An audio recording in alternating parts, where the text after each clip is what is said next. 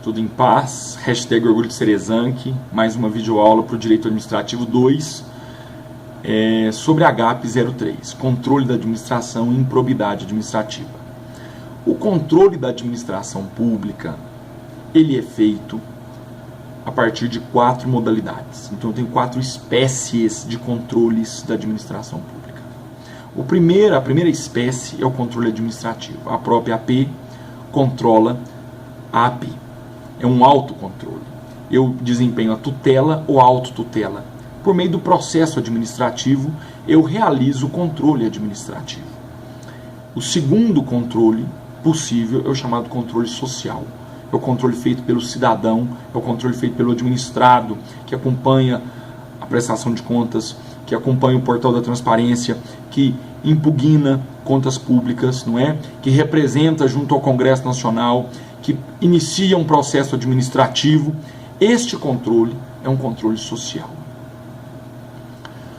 O terceiro controle é o chamado controle legislativo, feito pelos órgãos do Poder Legislativo, Câmara dos Deputados, Senado Federal, Assembleia Legislativa, Câmara de Vereadores, Câmara Distrital. Os órgãos do Poder Legislativo exercem controle legislativo. E a função essencial ao Poder Legislativo, a função essencial que é o Tribunal de Contas da União e dos Estados, também exerce controle legislativo. Então o controle legislativo é exercido pelas casas legislativas e pelas suas funções essenciais, que são os tribunais de contas e conselhos de contas no município de Rio de Janeiro e de São Paulo, porque só neles existe conselho de contas. E o quarto tipo de controle é o chamado controle jurisdicional. O controle jurisdicional é exercido pelos órgãos do Poder Judiciário no exercício de função jurisdicional. Vejam, o controle jurisdicional alcança os atos vinculados e os atos discricionários. Portanto, aqueles atos praticados pela AP sem opção, atos vinculados, no estrito cumprimento da lei, podem ser anulados, invalidados pelo Poder Judiciário, num controle jurisdicional. Mas os atos discricionários, aqueles que se pautam no mérito, no juízo de oportunidade e conveniência, também sofrem controle do Judiciário. É o chamado controle de razoabilidade. O Judiciário também controla e também pode invalidar atos discricionários que não respeitam o regime jurídico administrativo. É importante salientar que o controle jurisdicional pode ser difuso ou concentrado. O controle difuso é o controle jurisdicional feito por qualquer magistrado. Qualquer órgão jurisdicional exerce controle difuso. O controle concentrado é exercido quando a autoridade controlada tem prerrogativa de foro. Tem o chamado foro por prerrogativa da função. O Tribunal de Justiça exerce controle concentrado. O STF exerce também controle concentrado. Portanto, controle concentrado é exercido por um órgão do Judiciário que julga pela prerrogativa, que tem competência pela prerrogativa da função. Controle concentrado não é uma possibilidade exclusiva do STF, não é. Outros órgãos, como por exemplo o Tribunal de Justiça, exerce também controle concentrado. O controle da administração pode resultar num indício de improbidade administrativa. A improbidade só pode ser declarada e sancionada no controle jurisdicional. Só o controle jurisdicional é que reconhece a improbidade e a sanciona. Vejam, o controle administrativo pode levar a indícios de improbidade, o controle legislativo pode levar a indícios de improbidade, o controle social pode levar a indícios, mas só o controle jurisdicional reconhece a improbidade e sancionará o autor desta improbidade. As sanções à improbidade, elas têm o seu grau de rigor conforme a natureza da improbidade praticada. Temos 3 espécies de improbidade administrativa. A improbidade mais leve é aquela em que há ofensa aos princípios do RJA.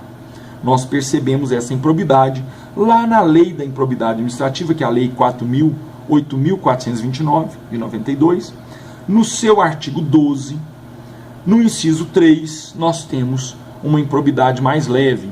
Ela ocorre quando princípios do RJA são descumpridos. A segunda possibilidade de improbidade ocorre quando eu tenho uma improbidade que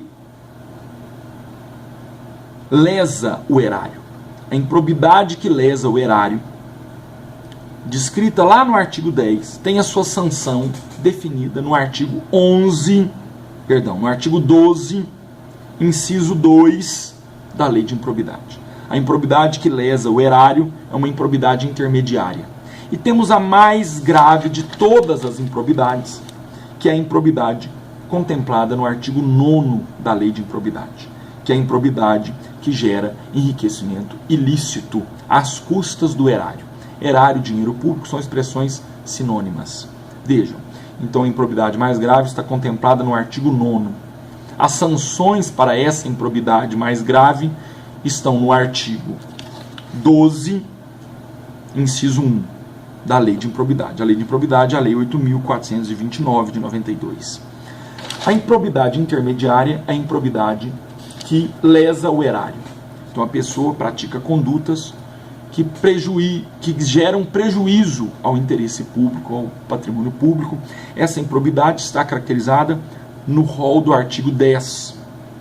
A sanção a essa improbidade também está no artigo 12, só que inciso 2. E a improbidade mais leve é a improbidade caracterizada no artigo 11 da lei de improbidade. Então, artigo 9 é a mais grave, artigo 10 é a improbidade intermediária, artigo 11 é a improbidade mais leve, que é a improbidade caracterizada como ofensa aos princípios do RJA. A sanção a esta improbidade está no artigo 12, inciso 3. Então, para a improbidade mais grave, a sanção é do artigo 12, inciso 1. A sanção para a improbidade intermediária é do artigo 12, inciso 2. E a sanção para a improbidade mais leve, que é a sanção contemplada no artigo 12, inciso 3.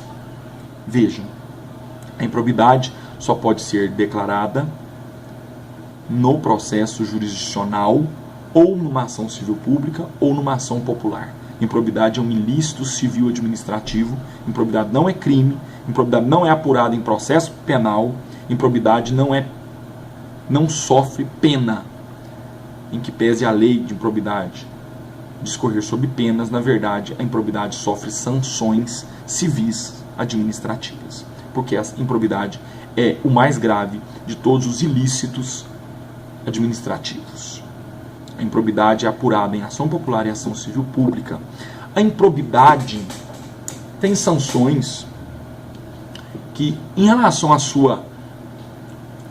seu rigor, variam, né, conforme a natureza da improbidade, como eu disse. Mas as sanções basicamente serão perda de cargo público para o servidor público estatutário que pratica a improbidade, perda de uma função pública para os servidores que foram designados para o exercício de função pública, seja função pública permanente, função de confiança, seja função pública transitória, contrato temporário. A improbidade também acarretará suspensão de direitos políticos por no máximo 10 anos. A improbidade também resultará na proibição de contratar com o poder público por no máximo 10 anos. A improbidade também resultará em multa, que pode ser de 3 vezes o valor do patrimônio enriquecido ilicitamente, pode ser 2 vezes o valor do dano causado à AP, ou pode esta multa ser de até 100 vezes o salário, a remuneração do agente público que praticou a improbidade, não é? Vejam, a improbidade, ela não se confunde com imoralidade administrativa. Toda ofensa ao princípio da moralidade administrativa é uma improbidade. Toda ofensa a um princípio do RJA, a moralidade administrativa é um princípio do RJA, configura-se como improbidade administrativa, mas nem toda improbidade é imoral. Toda imoralidade é uma improbidade. Toda imoralidade, toda ofensa ao princípio da moralidade é improbidade, mas nem toda improbidade é uma ofensa à moralidade administrativa.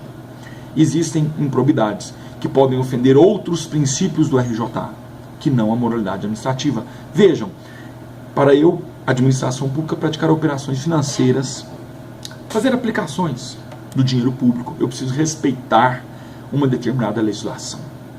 Cada ente público deve ter a sua lei própria, dizendo como a AP pode investir em aplicações financeiras.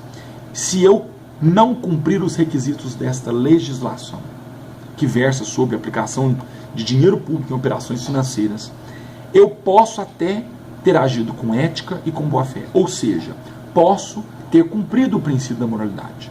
Mas se eu não cumprir os requisitos legais, se eu descumprir a legalidade, um outro princípio, eu terei praticado improbidade administrativa. Então não confundam improbidade com imoralidade administrativa. Ofensa à moralidade administrativa é sempre uma improbidade, mas nem toda improbidade ofenderá o princípio da moralidade administrativa. Ofenderá ética e boa fé. Valeu, galera. Só exame que aprova mais que exame que no AB. Até a próxima. Bons estudos. Sucesso.